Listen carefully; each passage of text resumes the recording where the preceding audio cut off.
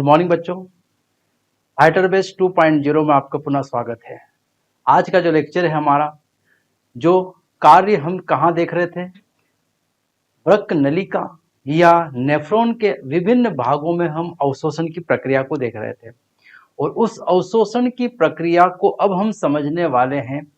अगले भाग हमने पीसीटी में समझा है, पीसीटी में किस किस का अवशोषण हो रहा था, फिर हमने हेनले पास की बात की। अब हम डीसीटी और संग्रह नलिका की बात करने वाले हैं। चलो अब चलते हम सब नेक्स्ट अगला भाग है हमारा दूरस्थ संवलित नलिका।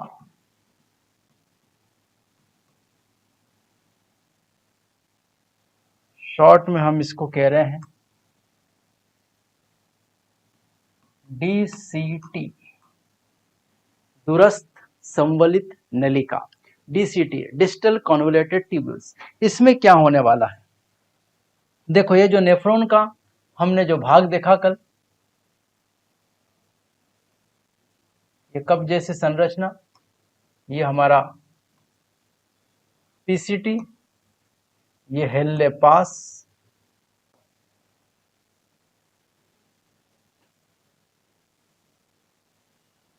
और ये पुनः डीसीटी, और ये है संग्रह नलिका।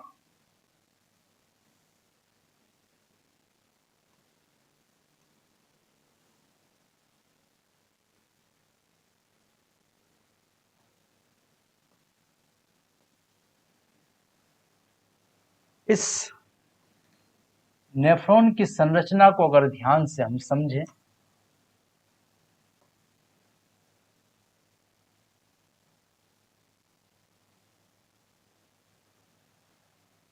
तो यहां पर अब हम देखेंगे डीसीटी में। हेनले पास में हमने देख लिया था लास्ट लेक्चर में कि इस पीसीटी, ये वाला भाग है हमारा पीसीटी, ये भाग है हमारा डीसीटी, ये भाग है हमारा हेनले पास। ये कौन सा भाग है, हेनले पास। अब इस पीसीटी को हमने समझ लिया है। प्रोक्सिमल कन्वोल्यूटेड ट्यूब्यूल समीपस्थ संवलित नलिका में 70 से 80% इलेक्ट्रोलाइट्स का क्या होता है, पुनः अवशोषण। साथ ही साथ जल का भी यहाँ पर क्या होगा, पुनः अवशोषण। और इसके साथ साथ यहाँ पर जैसे अमोनिया NH3 K+ और H+ का यहाँ पर हो रहा है स्त्रावण। किन किन पदार्थ का स्त्रावण हो रहा है, NH3 K+ और H+ जैसे पदार्थों का यहाँ पर पीसीटी में क्या हो रहा है, स्त्रावण। आ रही बात समझ में। अब इसके बाद हेनले पास पे बात करें हम तो इसमें दो भुजाएं हैं, एक नीचे जाती हुई भुजा और एक ऊपर आती हुई भुजा। नीचे जाती हुई भुजा में डिसेंडिंग लूप ऑफ हेनले जल के लिए क्या है, पारगम्य। किसके लिए पारगम्य है, जल के लिए पारगम्य। इस भुजा से ज्यादा जल कहाँ जाएगा, बाहर, और ये बाहर है मध्यांश। ये वाला भाग जो है, ये कौन सा भाग है, मध्यांश। और ये वाला भाग है वल्कुट। और मध्यांश वाले भाग में हम देखेंगे 300 ओस्मोलरिटी से लगाकर यहाँ की ओस्मोलरिटी जाएगी 1200 तक। मतलब इधर तनु विलयन है और इधर है सांद्र विलयन। तो सांद्रता बढ़ानी है मध्यांश वाले क्षेत्र में, इसीलिए जल इससे क्या करना पड़ेगा, बाहर निकालना पड़ेगा। ये इलेक्ट्रोलाइट्स के लिए, खनिज लवण के लिए ये भुजा क्या है, अपारगम्य।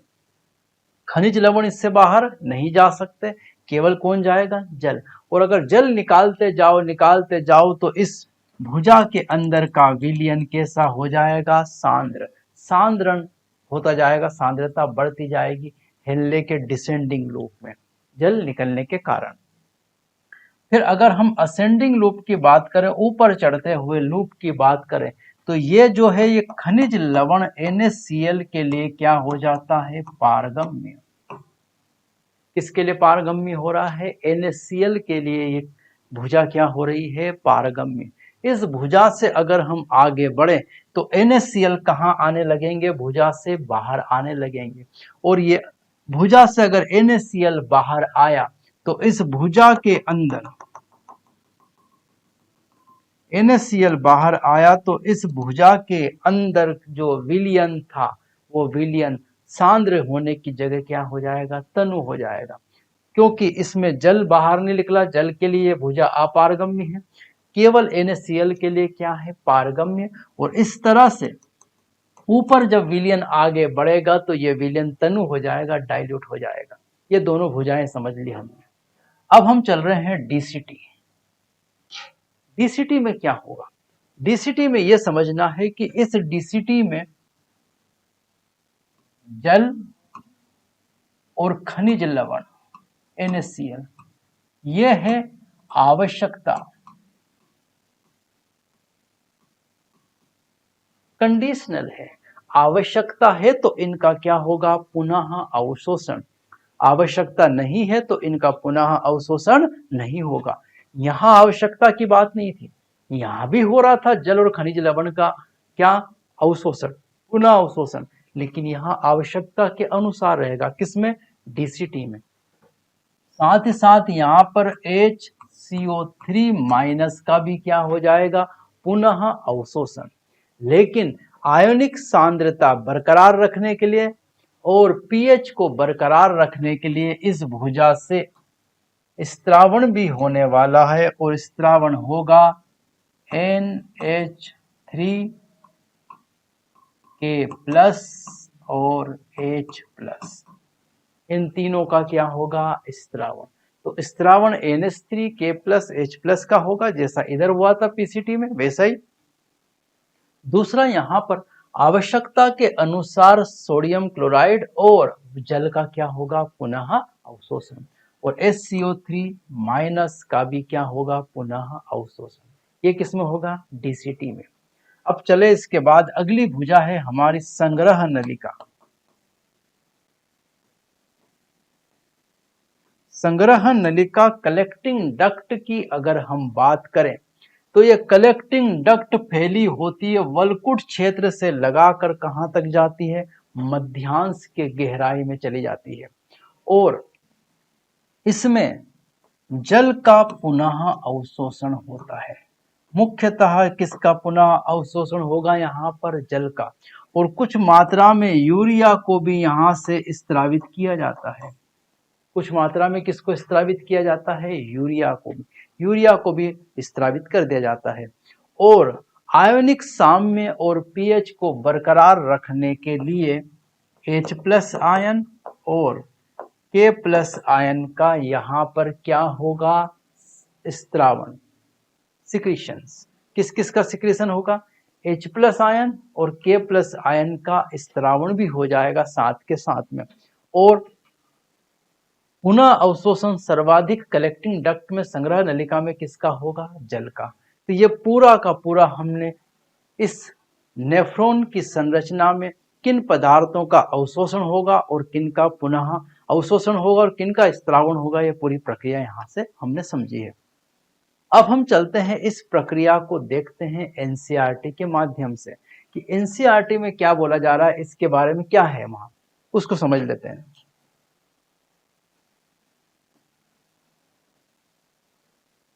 वृक्क नलिका के विभिन्न भागों के कार्य, यही वृक्क नलिका के विभिन्न भाग।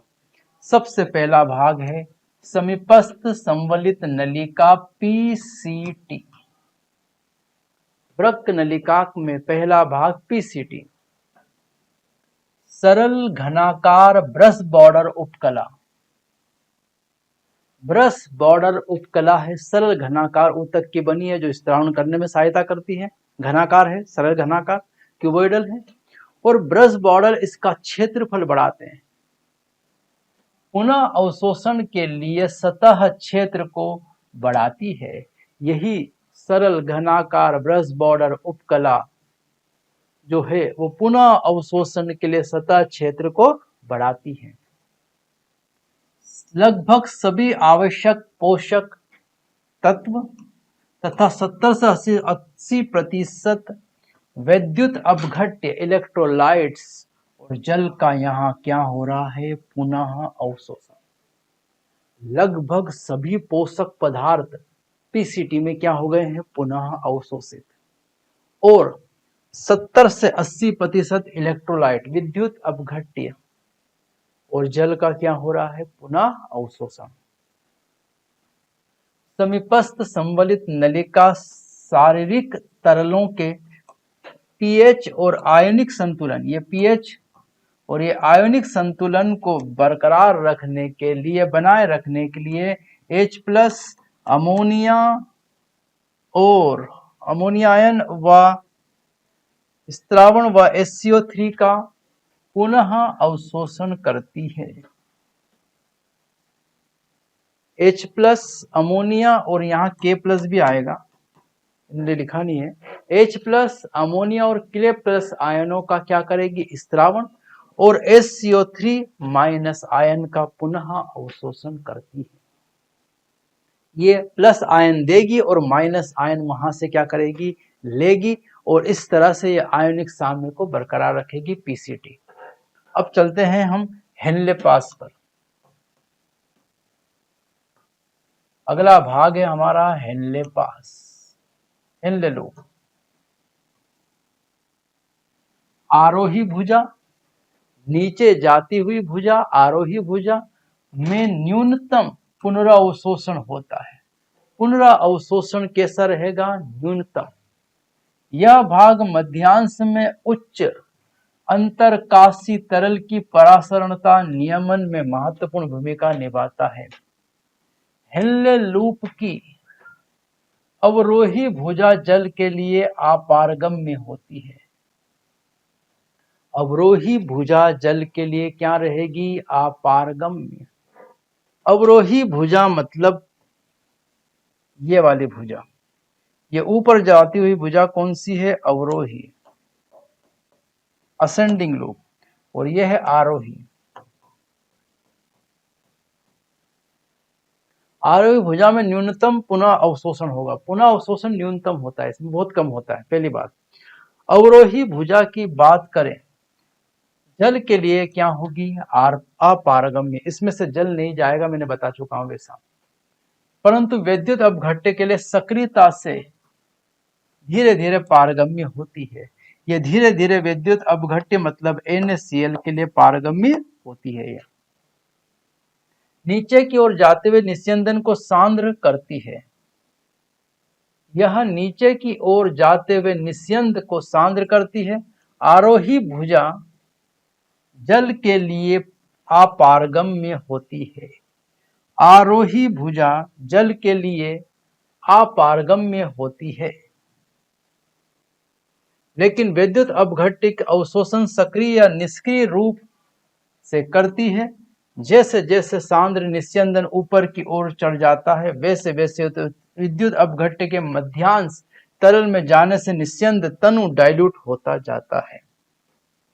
ये वाली जो भुजा है ये जल के लिए अपारगम्य है और साल्ट के लिए, NaCl के लिए क्या है, पारगम्य। और जैसे जैसे भुजा ऊपर चढ़ेगी वैसे वैसे यहाँ का निस्यंद कैसा होता जाता है, तनु होता जाता है। भुजा ध्यान रखना, ऊपर जाने वाली असेंडिंग है और नीचे जाने वाली डिसेंडिंग है। असेंडिंग भुजा जो है वो जल के लिए अपारगम्य है और इलेक्ट्रोलाइट विद्युत अपघट्य के लिए क्या है, पारगम्य। और ये विलयन जैसे जैसे ऊपर चढ़ेगा तनु होता जाएगा। इधर विलयन जैसे जैसे नीचे जाएगा कैसा होता जाएगा, डाइल्यूट, कंसंट्रेट हो जाएगा, सांद्र हो जाएगा। ये हेनले लूप की बात की हमने।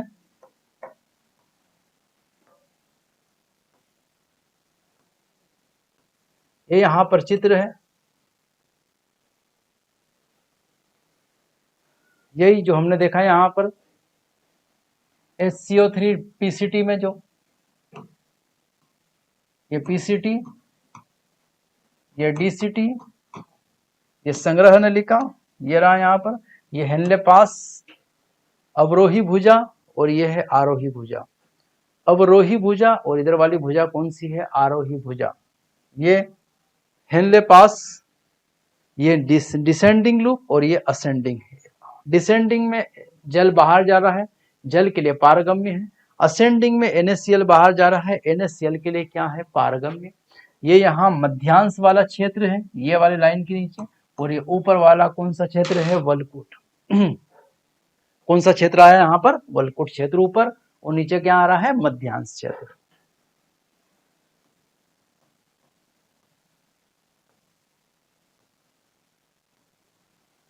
ये यूरिया कुछ मात्रा में यहाँ से स्त्रावित होती है, और यूरिया का ये जो असेंडिंग लूप ऑफ हेनले है, ये थोड़े से यूरिया का क्या कर लेता है? पुनः अवशोषण करता है।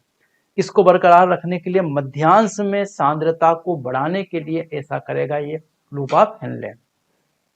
यहाँ जल का पुनः अवशोषण हो रहा संग्रह नलिका में, और कुछ मात्रा में यहाँ पर लिखा नहीं है, कुछ मात्रा में यहाँ पर H+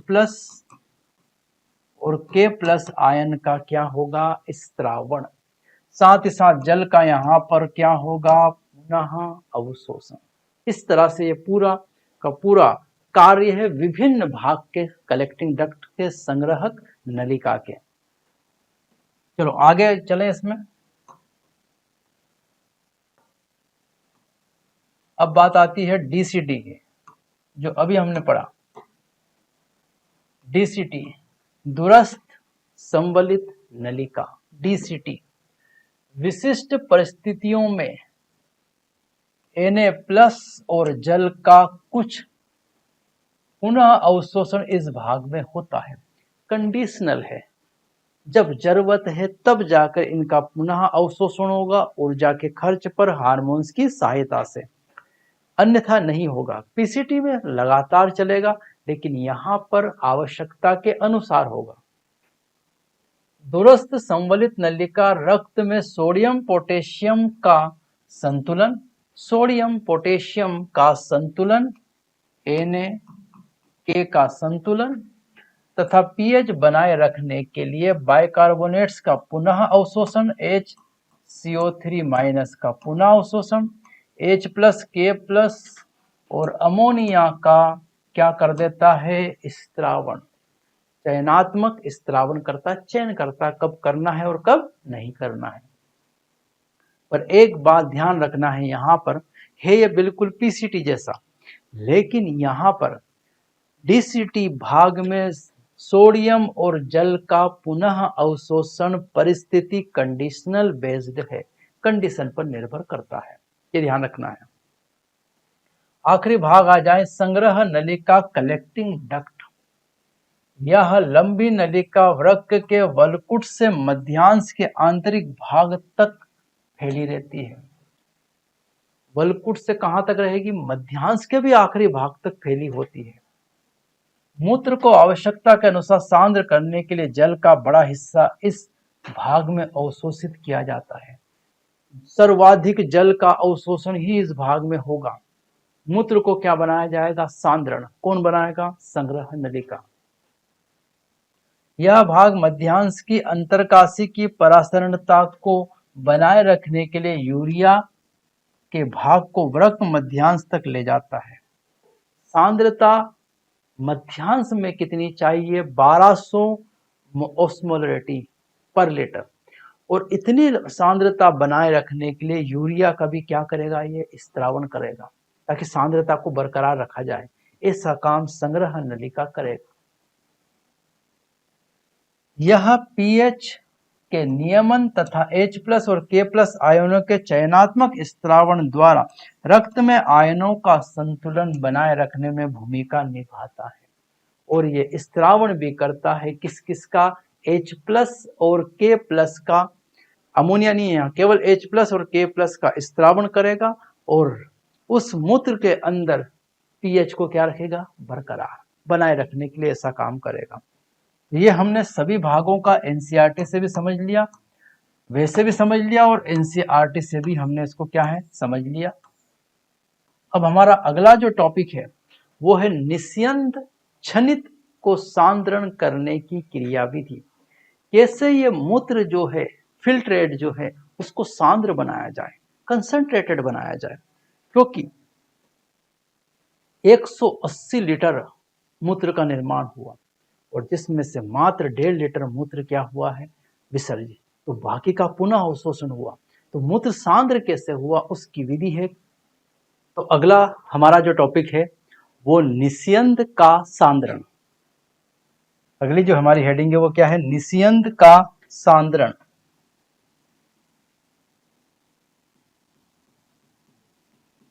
निस्यंद को सांद्रण करने की क्रियाविधि।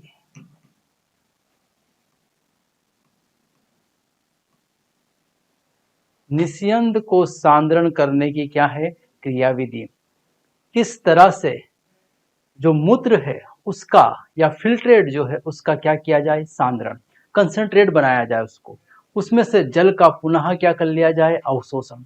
और उसको बनाने के लिए एक विधि चलती है जिसका नाम है निस्यंद को सांद्रण करने की क्रियाविधि, और इसे कहा जाता है प्रतिधारा प्रतिरूप क्रियाविधि। एक विशेष नाम दिया है,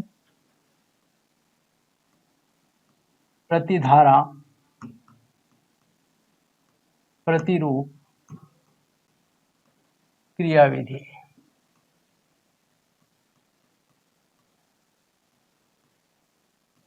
अंग्रेजी में कहा जाता है काउंटर करेंट मैकेनिज्म।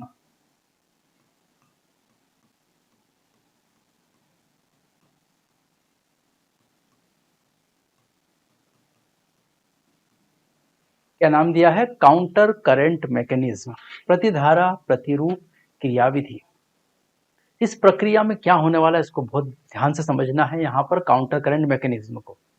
चलो इसको समझने के लिए क्या करना है, तो हम जानते हैं हमारे पास में हेनले पास है। क्या है, हेनले पास। ये रहा हमारा हेनले पास, हेनले का लूप, इसे हमने कहा है हेनले लूप, हेनले पास या हेनले लूप। ये है हमारा वासा रेक्टा,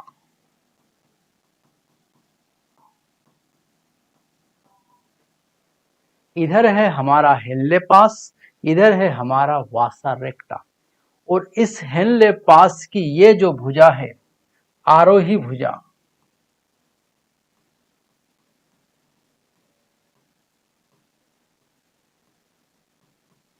और ये है अवरोही भुजा।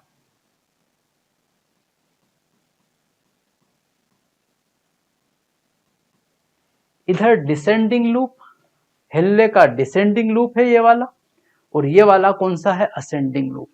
तो अगर इनमें हम ध्यान से देखें इन भुजाओं में, तो यहां पर पदार्थों का हो रहा है आदान प्रदान। हम जानते हैं डिसेंडिंग लूप जो है वो जल के लिए क्या है, पारगम्य, जल के लिए क्या है, पारगम्य।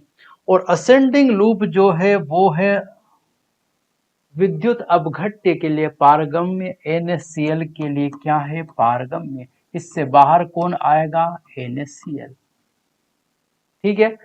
इसके अलावा अगर हम वासा रेक्टा में भी देखें तो इस भुजा, ये डिसेंडिंग है और ये असेंडिंग है, यहां पर NaCl अंदर जाएगा। ठीक है। अब ये जो हमारी संग्रह नलिका,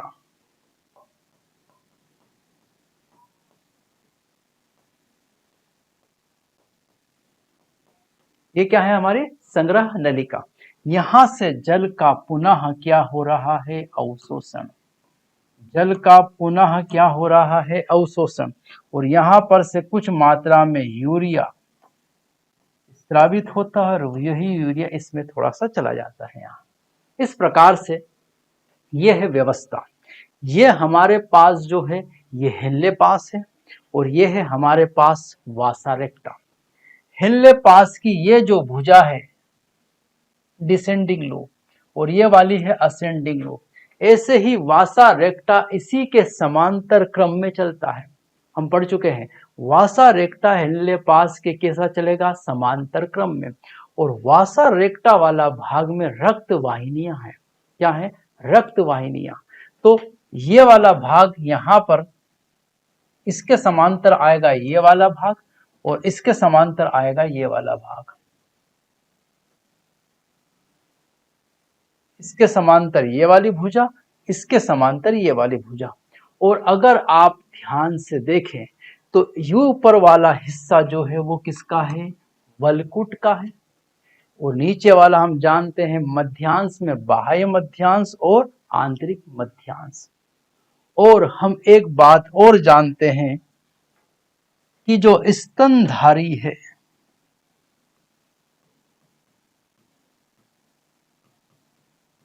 स्तनधारी का लक्षण है सांद्रित मूत्र विसर्जन।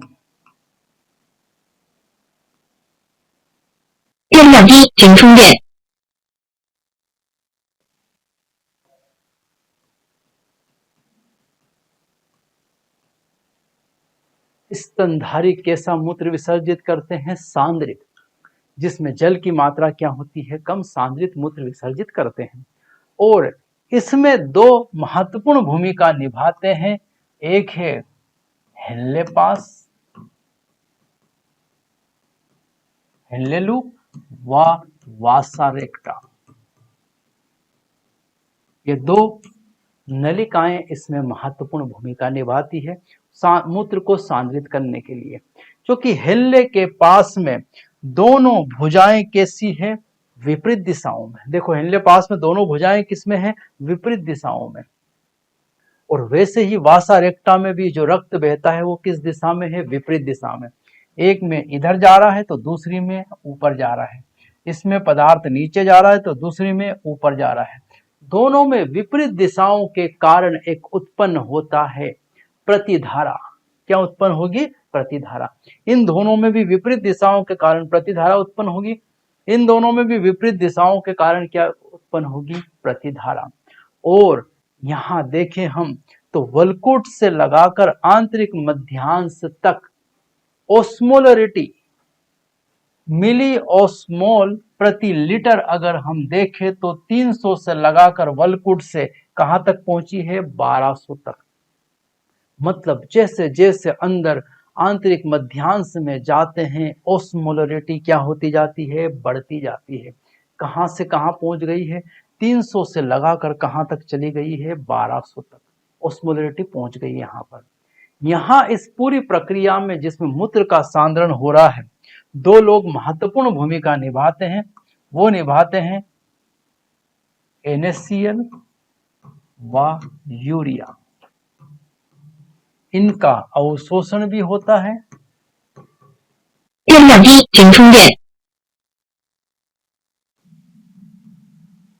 इनका अवशोषण भी होगा और क्या होगा, स्त्रावण। और इन्हीं के द्वारा मध्यांश अंतरकाशी में द्रव के अंदर क्या मेंटेन रहती है, सांद्रता। मध्यांश अंतरकाशी द्रव की सांद्रता इन्हीं दोनों के कारण क्या रहती है, मेंटेन। कितनी सांद्रता है, तो फिर चले हम चित्र की तरफ। सांद्रता कितनी रखना है, 300 से लगाकर कहां तक जाना है, 1200। और यहीं पर हम देखते हैं कि ये हमारी संग्रह नलिका, और इस संग्रह नलिका में जो मूत्र आएगा उस मूत्र की ऑस्मोलरिटी कितना होना चाहिए, 1200। कितना होना चाहिए, 1200, तभी तो सांद्रित हो पाएगा। तो उसको सांद्रित करने की ये क्रिया विधि है जिसमें दो लोग महत्वपूर्ण भूमिका निभा रहे हैं। कैसे होगा समझो इधर। तो यहां अगर हम देखें, ये जो भुजा असेंडिंग लूप, ऊपर चढ़ती हुई भुजा जिसमें ये मूत्र ऊपर जा रहा है, इसमें मूत्र को क्या किया जा रहा है, सांद्रित बनाया। यहां पर मूत्र को क्या बनाया जा रहा है, तनु बनाया जा रहा है। क्योंकि देखो यहां पर ऑस्मोलरिटी 1200 से 900, 600, 400, 300 तक लानी है। तो इसमें अगर आपको कैसा बनाना है, मूत्र को डाइल्यूट बनाना है, तो डाइल्यूट बनाने के दो ही तरीके, या तो पानी मिला दो या उसमें से सॉल्ट को कहाँ निकाल लो, बाहर। तो यहाँ पर ये जो झिल्ली है वो NaCl के लिए क्या है, पारगम्य। तो इस झिल्ली से क्या बाहर आ जाएगा, NaCl। जैसे ही NaCl इस झिल्ली से बाहर आएगा, यहाँ की ओस्मोलरिटी 400 से कितनी हो जाएगी, 300। जैसे जैसे सॉल्ट बाहर आते जाएंगे ओस्मोलरिटी क्या होती जाएगी, घटती जाएगी। इस भुजा में क्या निकला, NaCl। और इस NaCl को इसके विपरीत जाने वाली भुजा इसी के पास में ये वाली, जिसको ओस्मोलरिटी क्या करनी है, लगातार। जो NaCl इस असेंडिंग लूप ने दिया, वो इस डिसेंडिंग लूप जो वासा रेक्टा का है, वो NaCl को क्या कर लेगा, ग्रहण, ताकि वो अपनी ओस्मोलरिटी को बढ़ा सके। बढ़ाने के बाद फिर इसको ऊपर जाते जाते ओस्मोलरिटी को क्या करना है, कम। तो पुनः ये NaCl को क्या कर देगा, स्त्रावित। इस तरह NaCl यहाँ पर बना रहेगा मध्यांश, बाह्य मध्यांश क्षेत्र में, और ओस्मोलरिटी पूरी तरह क्या रह जाएगी, मेंटेन। तो देखो सबसे नीचे जो ओस्मोलरिटी आ रही है, यहाँ पर कितना आ रही है, 1200 मिली ओस्मोल प्रति लीटर, नीचे की है यहाँ की आंतरिक मध्यांश की, और ऊपर की ओस्मोलरिटी वल्कुट क्षेत्र की कितनी आ रही है, 300। तो इसको मेंटेन किया जाता है किसके द्वारा, NaCl एक हो गया, दोनों एक दूसरे के काउंटर में है, इसीलिए इनमें NaCl इस भुजा ने दिया NaCl को, और इस वासा रेक्टा की भुजा ने लिया। वैसे ही जल का यहाँ पर होता है, ये जल छोड़ती है भुजा और ये जल को ग्रहण करती है भुजा। इस तरह से ये काम चलता है, विपरीत दिशाओं में हो रहा है बहाव, इसीलिए इसे नाम दिया है काउंटर करेंट मैकेनिज्म। अब जो मूत्र यहाँ आया संग्रह नलिका में, उस मूत्र का सांद्रण जो हुआ है जल के निकलने से, क्योंकि यहाँ जो ये मध्यांश अंतरकाशी,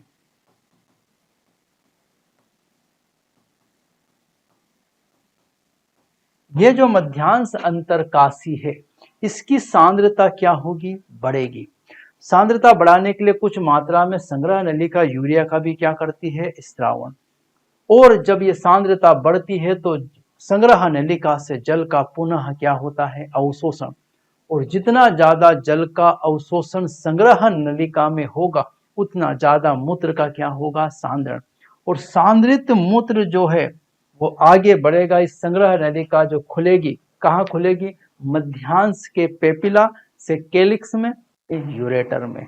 इस प्रकार से ये मूत्र कहाँ पहुंच जाएगा, यूरिनरी ब्लैडर, मूत्राशय के अंदर पहुंच जाएगा, और ये मूत्र का क्या हो जाएगा, सांद्रण। तो ये पूरी की पूरी क्रियाविधि थी, जिसमें दो महत्वपूर्ण भूमिका निभाते हैं, एक यूरिया और दूसरा NaCl।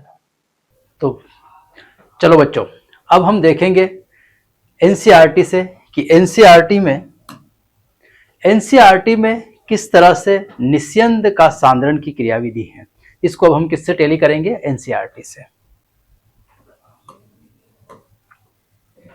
निस्यंद को सांद्रण करने की क्रियाविधि, निस्यंद को सांद्रण करने की क्रियाविधि। स्तनधारी सांद्रित मूत्र का उत्पादन करते हैं। सभी स्तनधारी कैसा मूत्र स्रावित करते हैं, सांद्रित मूत्र का उत्पादन करते हैं। इस कार्य में हेनले लूप और वासा रेक्टा, दो लोग, हेनले लूप और वासा रेक्टा अपनी महत्वपूर्ण भूमिका निभाते हैं। हेनले लूप और वासा रेक्टा। हेनले लूप की दोनों भुजाओं में निस्यंद का विपरीत दिशाओं में प्रवाह होता है, जिससे प्रतिधारा उत्पन्न होती है, काउंटर करंट उत्पन्न होता है। वासा रेक्टा की दोनों भुजाओं में भी रक्त का बहाव प्रतिधारा प्रतिरूप पैटर्न में होता है, काउंटर करंट पैटर्न में होता है। एक में नीचे जा रहा है तो दूसरे में ऊपर आ रहा है। काउंटर करंट कैसा चल रहा है, काउंटर करंट, प्रतिधारा प्रतिरूप पैटर्न चलता है दोनों में, वासा रेक्टा की दोनों भुजाओं में भी और हेनले लूप की भी दोनों भुजाओं में।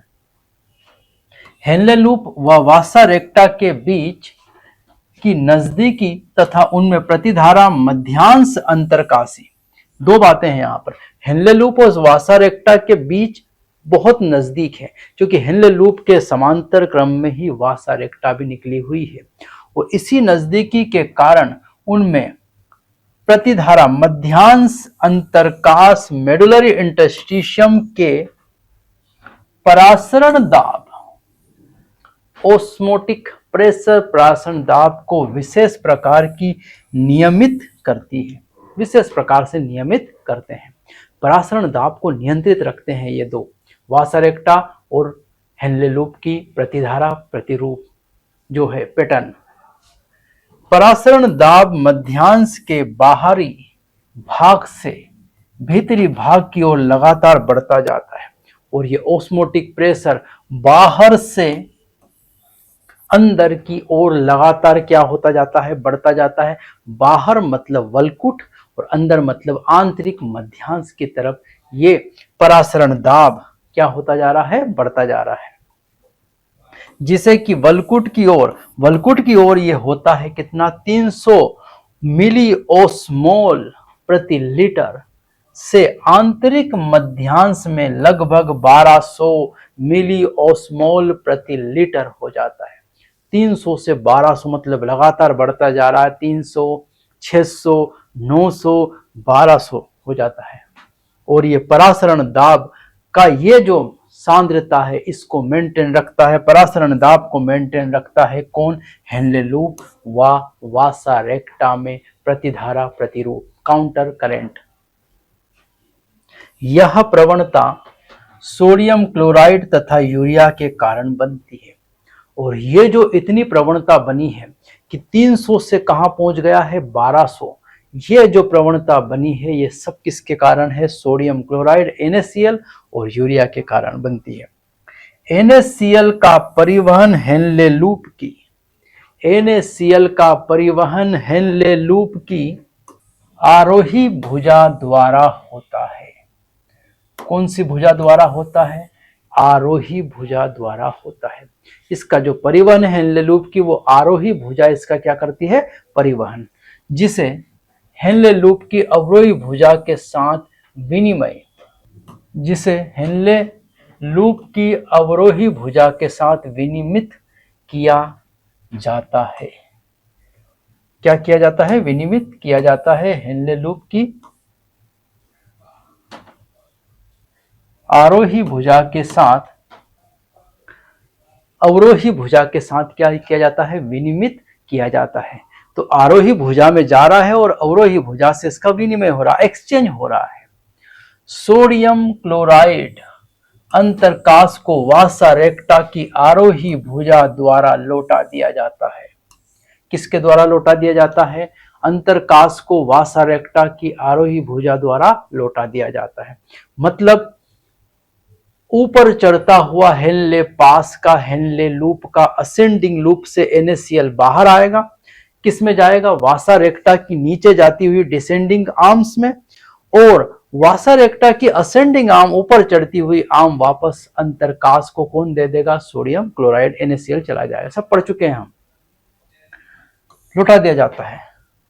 इस प्रकार यूरिया की कुछ मात्रा हेनले लूप के पतले आरोही भाग में विसरण द्वारा प्रविष्ट होती है, जो संग्रह नलिका द्वारा अंतरकाशी को पुनः लौटा दी जाती है। तो हेनले लूप का जो असेंडिंग लूप है उसमें पतला भाग होता है शुरुआत में, और उस पतले भाग में यूरिया क्या होती है, अवशोषण की जाती है, और वो यूरिया चलते चलते फिर जाकर संग्रह नलिका से वापस कहाँ लौटा दी जाती है, अंतरकाश में वापस, या अंतरकाशी में वापस लौटा दी जाती है। ऊपर वर्णित पदार्थों का परिवहन हेनले लूप तथा वासा-रेक्टा की विशेष व्यवस्था द्वारा सुगम बनाया जाता है, जिसे प्रतिधारा प्रतिक्रिया विधि कहते हैं। काउंटर करेंट मैकेनिज्म इसे नाम दिया है। क्या नाम दिया है, काउंटर करेंट मैकेनिज्म इसे नाम दिया जाता है। यह क्रियाविधि मध्यांश के अंतरकाशी की प्रवणता को बनाए रखता है।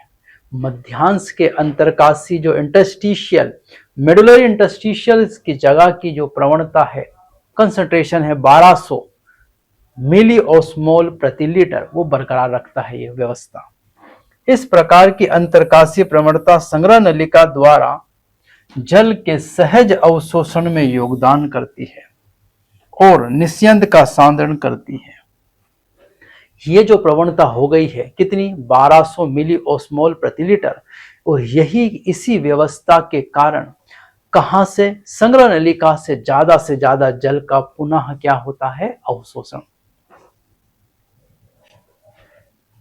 हमारे अगला इसमें है, हमारे वृक्क का प्रारंभिक भाग, हमारे वृक्क का प्रारंभिक निस्यंद की अपेक्षा लगभग 4 गुना अधिक सांद्र मूत्र उत्सर्जित करते हैं। हमारा वृक्क का प्रारंभिक निस्यंद जितना होता है उसका लगभग 4 गुना, कितने गुना, 4 गुना मूत्र का क्या हो जाता है, सांद्रण। किस व्यवस्था से, इसी व्यवस्था जिसे हमने नाम दिया है प्रतिधारा प्रतिक्रिया विधि, काउंटर करंट मैकेनिज्म से। निश्चित है कि जल के ह्रास को रोकने के लिए मुख्य क्रियाविधि है, और जल की हानि को रोकने के लिए ये क्रियाविधि हमारी क्या है, सबसे मुख्य क्रियाविधि बन गई है। अगला जो हमारा यहां से टॉपिक है, वृक्क क्रियाओं का नियमन। तो अगला लेक्चर जो हमारा रहेगा वो क्या रहेगा, वृक्क क्रियाओं का नियमन। थैंक यू सभी को।